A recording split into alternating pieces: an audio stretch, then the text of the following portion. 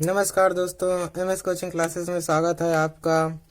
आज हम आपके लिए बहुत ही इम्पोर्टेंट टॉपिक लेकर आए हैं, जो कि कक्षा 9 हाई स्कूल, इंटर, बल्कि जब तक आप हिंदी पढ़ेंगे तब तक आपको उसकी ज़रूरत पड़ेगी। तो आज का जो टॉपिक है बहुत ही इम्पोर्टेंट टॉपिक है कि हिंदी साहित्य का इतिहास। तो पूरा हिंदी साहित्य का इतिहास आज मैं आपको पढ़ाने वाला हूँ कि किस तरह से इसका काल विभाजन होता है, इसमें क्या क्या शाखाएं होती हैं, क्या कौन से सन में कौन सा काल माना जाता है। तो दोस्तों आज मैं आप लोगों के लिए लेकर आया हूँ। तो चलिए देखते हैं कि हिंदी साहित्य का इतिहास। तो सबसे पहले देखते हैं किस तरह से काल विभाजन कितने भागों में बांटा गया है। तो जो आदिकाल है, भक्ति काल, रीति काल, आधुनिक काल, ये जो 4 कालों में पूरा हिंदी के पूरा जो मेन काल है ये यही 4 भाग। इनके जो दूसरे नाम है, जिसे आदिकाल को वीर गाथा काल भी कहते हैं, भक्ति काल को पूर्व मध्य काल, रीति काल को उत्तर मध्य काल और आधुनिक काल को गद्य काल। तो जो दोस्तों इनके सन है ये बहुत ही इम्पोर्टेंट होते हैं, इनको बिल्कुल जरूर याद कर लें। ये पूछे भी जाते हैं, बहुविकल्पी प्रश्नों में अक्सर पूछे जाते हैं।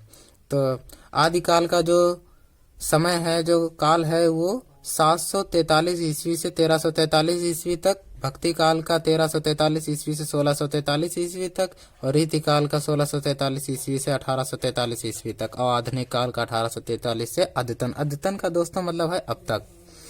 अब जो दोस्तों आधुनिक हिंदी का काल विभाजन है वो देखते हैं क्या है। वो है दोस्तों आपके सामने है भारतेंदु युग। इसको लगभग 6 भागों में बांट दिया गया है। तो भारतेंदु युग 1868 ईस्वी से 1900 ईस्वी तक, द्विवेदी युग 1900 ईस्वी से 1800 ईस्वी तक।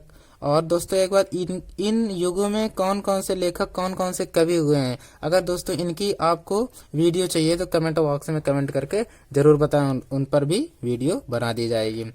तो जो प्रगतिवादी युग है वो 1936 ईस्वी से 1943 ईस्वी तक, प्रयोगवादी युग 1943 ईस्वी से 1954 ईस्वी तक।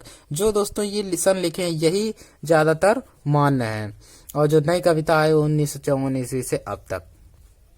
अब दोस्तों जो हिंदी से पहले की भाषाएं हैं, जो हिंदी से पहले की भाषा, ये मोस्ट इम्पॉर्टेंट जानकारी है दोस्तों। तो देख लेते हैं। ये है हिंदी जो है वो 1700 ईस्वी से अब तक चली आ रही है दोस्तों। ये जो है ना, ये जो हिंदी से जो भाषाएं हैं, जो हिंदी से पहले की भाषाएं, वो जो हिंदी है तो मान लो अब तक चली रही है। जो अपभ्रंश भाषा थी वो 500 ईस्वी से 1000 ईस्वी तक रही है। मतलब 500 ईस्वी से 1000 ईस्वी तक रही है। और जो प्राकृतिक भाषा है वो 100 ईस्वी से 500 ईस्वी तक। और दोस्तों ये अपभ्रंश भाषा से टूटकर ही हिंदी भाषा बनी है। देखो ये 500 ईस्वी से जो 1000 ईस्वी तक रही, ये इसी के बीच में ही 743 आता है ना, तो वो अब तक चल रही है। और 1000 ईस्वी के बाद तुरंत जो है वो एकदम हिंदी भाषा हो गई। और ये प्राकृतिक भाषा है, ये एक ईस्वी से 500 ईस्वी तक रही। प्राकृतिक भाषा के बाद अपभ्रंश भाषा आई है। और ये जो पाली भाषा जिसमें गौतम बुद्ध के जिनके जो ग्रंथ हैं वो जिस भाषा में मिलते हैं वो पाली भाषा आई है। तो ये 500 ईसा पूर्व से 1 ईसा पूर्व तक रही। अब इसके बाद जो एक लौकिक संस्कृत भाषा है वो 1000 ईसा पूर्व से 500 ईसा पूर्व तक रही। और फिर इसके जो पहले थी वो वैदिक संस्कृत थे, वो है 1000 ईसा पूर्व से और आगे तक।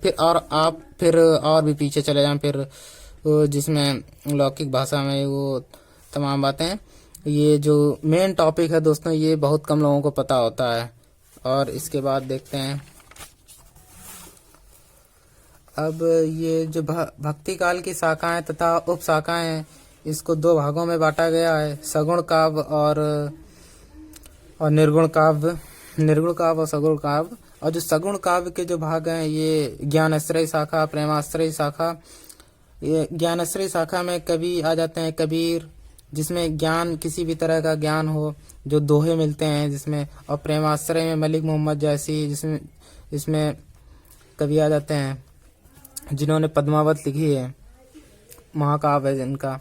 और सगुण भाषा में तुलसीदास, रामाश्रय और कृष्णाश्रय भाषा है। सगुण भाषा को सगुण काव्य को दो भागों में बांटा गया है, रामाश्रय शाखा और कृष्णाश्रय शाखा। इसमें रामाश्रय में तुलसीदास उन्होंने राम का पूरी तरह से व्याख्यान किया और कृष्णाश्रय में सूरदास जी ने सूरदास जी ने कृष्ण को पूरी तरह से कृष्ण की कृतियों का बहुत ही व्याख्यान किया है। अब देख लेते हैं कि रीति काल के जो भेद हैं दोस्तों। रीति काल के जो भेद हैं इसको रीतिबद्ध, रीति सिद्ध और रीति मुक्त 3 भागों में बांटा गया है। अब रीतिबद्ध में चिंतामणि और रीति सिद्ध में बिहारी लाल और रीति मुक्त में घनानंद, ये कवि जो मेन कवि है। अब हिंदी गद्य साहित्य का जो काल विभाजन है वो दोस्तों आपके सामने है। जैसे ये पूर्व भारतेंदु युग 1868 ईस्वी से 1868 ईस्वी से पहले का है ये जो पूर्व भारतेंदु, और भारतेंदु युग 1868 से 1900 ईस्वी तक रहा।